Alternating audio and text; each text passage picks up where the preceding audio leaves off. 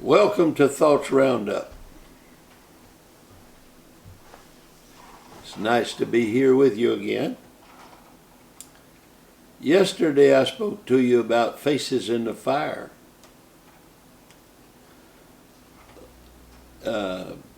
Let me continue that a little bit. And I'll bring you back to the original story. My old preacher uncle was sitting before a fire in Louisiana, and he said he was preaching a revival for Brother Lyles. He said, "Brother Lyles, I see faces in the fire." Brother Lyles knew that he was speaking poetically, and he said, "Oh, who do you see?" And he started to tell him who he saw. Well, I want to say that I see a face in the fire myself.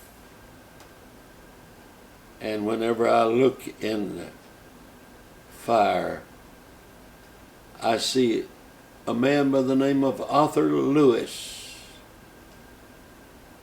When Joan and I drove to Dallas, Texas to start a church, and we didn't know anyone, and we had $360 or $80, I sold my brother a coin collection. And that's all we had, and we drove to Dallas with that amount of money.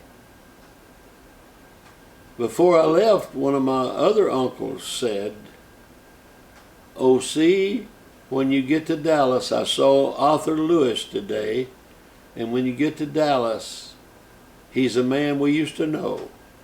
He said, call him." So when we got there, we ate at a little barbecue place. And then my wife looked at me and said, "Well, now what are we going to do?" It was dark. I said, "I'm going to call the number, Brother Lewis." I called him and he said, "Oh, yes, please, come on down." He said, "I tell you what, you go La Prada Drive, you go out Oates Drive till you get to Ferguson Road and turn left, and go down till you get to Samuels Boulevard and turn right, and right up on the freeway on the right up on Old 80, I believe it was, I own the Eastern Hills Motel. Stop and see me." And whenever I stopped, he was out back working on some old duct work, air-conditioned duct work, and he had soot all over him. And he looked at me and he said, "So you're Grayson Marler's son?" And I said, "Yes, sir." Tears rolled down his eyes, making furrows out of the soot. And he said, "Brother Marler, you don't understand my emotions here." But he said, when I was 17 years old, I was a young preacher and had nowhere to preach.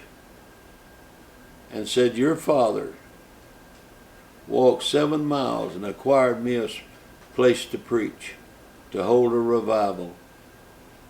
And he came back and he gave me the only 50 cents he had left in the world. And of course that was the day when some people were working for a quarter a day. He gave me his last 50 cents. And he said, whenever I was waiting for the mail carrier so I could ride with him to where I was going to preach a revival, I looked up and I said, God, one day, I'm going to pay Grayson Marler back. And he said, now, Brother Marler, I have a house that nobody living in, and you're welcome to it as long as you need it. And I want to tell you,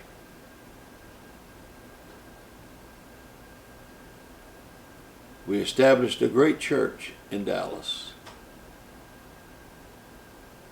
But whenever I look into the fire, I see Arthur Lewis's face.